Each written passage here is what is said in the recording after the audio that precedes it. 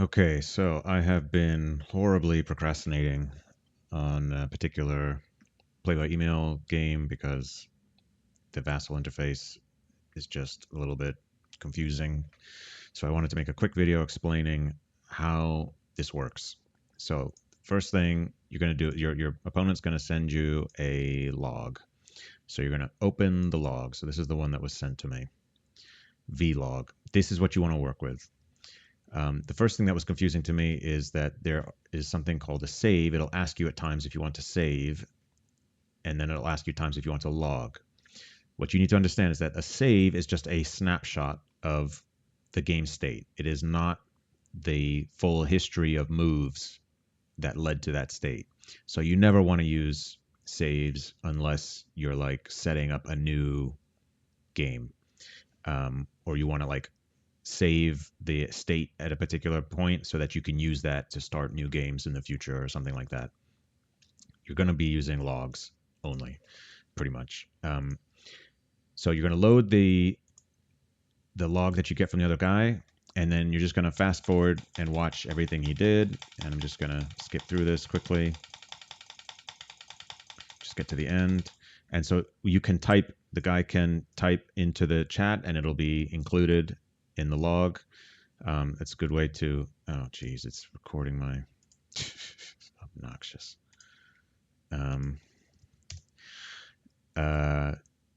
Yeah, you can type into there. That's a good way to keep track of the different phases of your player turn, and what you're doing and what your rationale is for, and what rolls are when you roll the dice, what that's for. So he's still moving stuff around. Yeah, you see he's explaining what he's rolling for and what the result of the roll is. And he just says what the result is. He's just explaining what that number means. And he's just doing his exploitation phase. So he's explaining what those movements are for, what phase they're for. And he's explaining what results he's getting for his calculations on his different phases. And okay, so this is the key part. So what's going to happen is you're going to get this log file. It's going to end, and it's going to ask, do you want to start a new log file? You say yes. You say yes. And then you pick a name, whatever. We'll say follow, turn one, axis, player turn. I don't know, whatever. I haven't figured out the best naming convention for the logs, but okay. So then the next thing is it's going to ask you comments describing the save file. That's the stuff that loads at the beginning. I would recommend, at the moment, my thought is what you want to do is you want to say like, what's the turn and whose player turn is this? So I would say axis player turn. If there's like a bunch of phases or different action cycles or whatever, you can put all that detail here just so that it's clear where this log file fits in with all the other log files. So you hit OK. It doesn't show up here, but it will when you load it later. Okay, so now you're working on your turn. So you're going to type in here. You're going to do whatever stuff here. You're going to move stuff around. All that's recorded. Now let's suppose that it's taking too long for you to do your turn. You want to close this, save your progress, and then pick up tomorrow and keep making progress tomorrow. That's kind of where I got stuck a little bit. So what you're going to do is you're going to hit File, End Log File. You're not going to do Save Game. Remember, that's just saving a snapshot of the board state.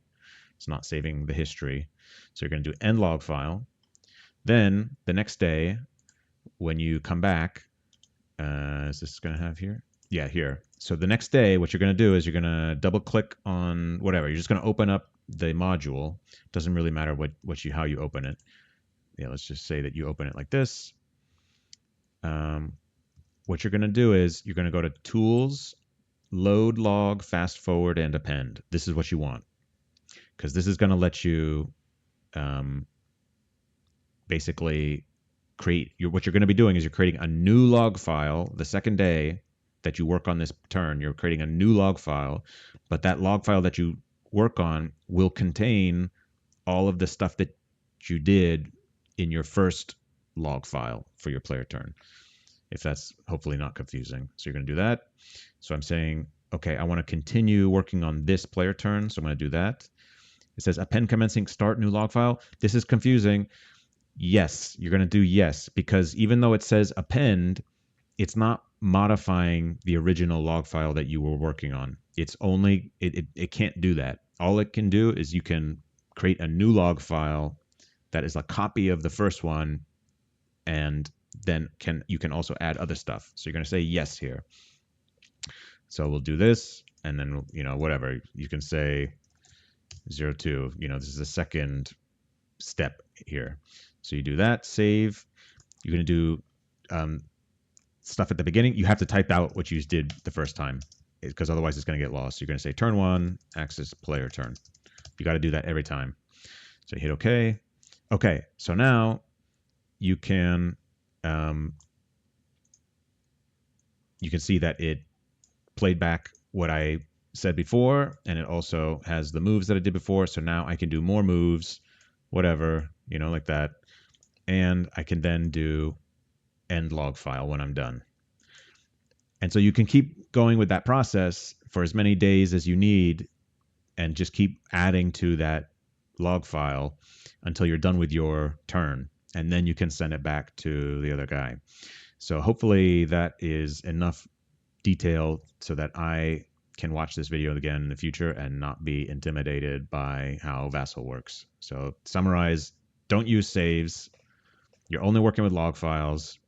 And yeah, you're going to do log, fast forward, and append. And you always have to create a new log file when you start appending to an existing one.